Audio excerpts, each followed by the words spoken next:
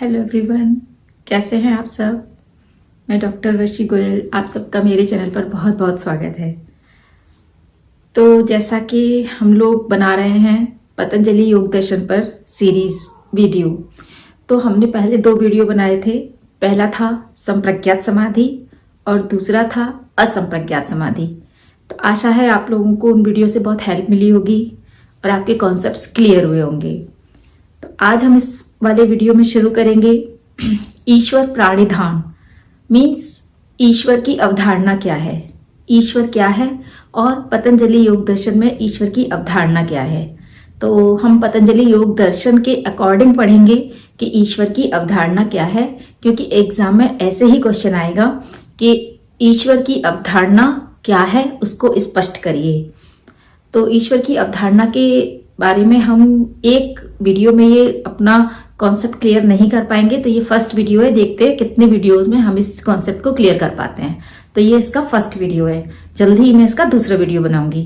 तो इसके अवधारणा के बारे में हम पढ़ेंगे। तो इसके पहले हम एक बार संप्रज्ञात और असंप्रज्ञात समाधि से ही इसको रिलेट करके पढ़ेंगे, तो इसलिए आपको जल्दी इसको क्लियर हो जाएगा। तो अगर आप चैनल पर नए हैं तो इस चैनल को सब्सक्राइब कर लीजिए, इसके ऊपर आपको बहुत अच्छी वीडियोस मिलेंगे। और अगर चैनल पसंद आए लाइक करिएगा, कमेंट करिएगा, कमेंट करके बताइएगा कि कैसा लगा। प्लस अपने जिसको भी जानना हो इस टॉपिक के बारे में उसको शेयर भी करिएगा। Thank you. तो वीडियो शुरू करते हैं। तो हम सबसे पहले पढ़ेंगे कि ईश्वर की अवधारणा क्या है। ईश्वर प्राणिधानाद्वा। तो ये जो ईश्वर की कॉन्सेप्ट है, ये सूत्र नंबर 23 से लेके सूत्र नंबर 29 तक पतंजलि योग दर्शन में ईश्वर की अवधारणा को समझाया गया है कि ईश्वर की अवधारणा क्या है। तो उसके लिए सूत्र नंबर 23 से लेकर सूत्र नंबर 29 तक है। तो ये सूत्र नंबर 23 है, तो इसके कॉन्सेप्ट का ये पहला पार्ट है। तो जैसा कि हमने पढ़ा कि संप्रज्ञात समाधि पहले प्राप्त होती है, उसके बाद असंप्रज्ञात समाधि प्राप्त होती है। तो संप्रज्ञात समाधि तो साधक को यौगिक क्रियाओं के द्वारा प्राप्त हो जाती है। वो विभिन्न प्रकार से अपनी इंद्रियों को वश में करता है और बाहरी भोगों के प्रति अपने इंद्रियों के आकर्षण पर रोक लगा देता है। स्टेप वाइज स्टेप वो संप्रज्ञात समाधि को प्राप्त कर लेता है। लेकिन क्या होता है कि असंप्रज्ञात समाधि प्राप्त करने की जो मार्ग है वो ज्यादा कठिन मार्ग है, क्योंकि वहां पे कोई क्रिया काम नहीं आती।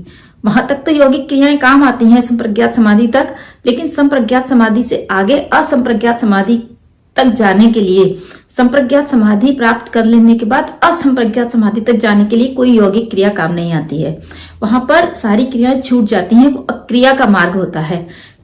उस समय साधक को अपने ऊपर बहुत विश्वास रख के उस मार्ग पर आगे चलना पड़ता है कि नहीं, मुझे यहां से अपनी निर्बीज समाधि की प्राप्ति होगी। तो क्या होता है कि उस समय कोई क्रिया तो करनी नहीं है उसको, तो उसके पास कोई और चारा नहीं बचता। उसके पास यही चारा बचता है कि ईश्वर की वो शरणागति करे। तो यही कॉन्सेप्ट है कि ईश्वर की शरणागति के द्वारा ही निर्बीज समाधि तक का मार्ग बहुत आसानी से वो पार कर सकता है और आसानी से निर्बीज समाधि प्राप्त कर सकता है। लेकिन उसको कौन सा मार्ग अपनाना होगा? उसको ईश्वर शरणागति का मार्ग अपनाना होगा। तो ईश्वर का कॉन्सेप्ट यही है कि जो निर्बीज समाधि तक जाने का मार्ग है वो सरल करने के लिए साधक को ईश्वर शरणागति का मार्ग अपनाना होगा। तो वो कैसे होगा कि चूंकि अक्रिया का मार्ग है, तो उसके पास कोई कुछ करने के लिए तो है नहीं। उसको अपने आप को सिर्फ दृष्टा बनाना है, अपने आप को साक्षी बनाना है, अपने आप को रोक के रखना है और जो घटित हो रहा है उसको घटित होने देना है। जैसा घटित हो रहा है उसको वैसा घटित होने देना है और जो कुछ उसको मिल रहा है उसको चुपचाप उसको सहन करते जाना है। तो इस अक्रिया के मार्ग में उसको मार्गदर्शन की आवश्यकता होती है, बहुत धैर्य की आवश्यकता होती है और मार्गदर्शन उसको सिर्फ एक गुरु के द्वारा ही मिल सकता है। एक गुरु के मार्गदर्शन में ही वो इस समय धैर्य बनाए रखते हुए अपने निर्बीज समाधि तक के पाथ को क्लियर कर सकता है। तो सांख्य में भी यही कहा गया है कि पुरुष जो है उसको दृष्टा बताया गया है। तो वही है कि उसको साक्षी भाव रखना होता है और ईश्वर पर विश्वास रखना होता है। तो ईश्वर शरणागति का यही कॉन्सेप्ट है कि ईश्वर की शरणागति में जाने पर ही उसको निर्बीज समाधि की प्राप्ति होती है। और अगर वो ऐसा नहीं करता है तो उसमें अहंकार की भावना बनी रहती है और वो योग भ्रष्ट हो जाता है। तो इसलिए कभी कभी ये होता है कि संप्रज्ञात समाधि तक जो लोग गए लेकिन असंप्रज्ञात समाधि तक नहीं जा पाए, तो उनको इस चीज के बारे में नॉलेज नहीं मिल पाती है। वो जो संप्रज्ञात समाधि तक ही रुक गए, उनके अंदर द्वैत की भावना भी बच गई, अहंकार भी बच गया, और वो असंप्रज्ञात समाधि प्राप्त नहीं कर पाए, निर्भीत समाधि प्राप्त नहीं कर पाए, क्योंकि वो उससे पहले ही रुक गए, संप्रज्ञात समाधि पर ही रुक गए। और उसके आगे जाने के लिए उनको अक्रिया का मार्ग अपनाना होगा, अपने आप को ईश्वर के हाथों में सौंप देना होगा, और एक गुरु के मार्गदर्शन भी चाहिए इसके लिए, तभी वो निर्भीत समाधि की प्राप्ति कर सकेगा। तो इसको एक तरह से गीता में भक्ति योग बताया गया है। भक्ति योग को भगवान श्री कृष्ण ने कहा है कि मानव कुछ मत कर, तू कुछ भी मत कर, सिर्फ अपने आप को मेरे उसमें सौंप दे, मेरी शरण में आ जा और मेरी भक्ति कर, तो तुझे अवश्य ही मेरा सानिध्य प्राप्त होगा। मतलब मैं तुझे बचा लूंगा, मैं तुझे उबार लूंगा।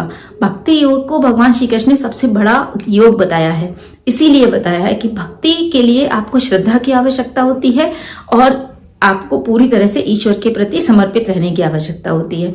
तो यही इसका पहला सूत्र था। अब नेक्स्ट सूत्र में हम दूसरे इसके आगे की बात करेंगे कि ईश्वर का कॉन्सेप्ट आगे लेकर जाएंगे। तो उम्मीद है आपको ये चीज समझ में आ गई होगी, और आप मुझे कमेंट करके बताइएगा कि आपको ये वाला वीडियो कैसा लगा। और नेक्स्ट वीडियो में हम मिलेंगे अपने नेक्स्ट नंबर दूसरे वाले इसके सूत्र के साथ। तब तक के लिए थैंक यू।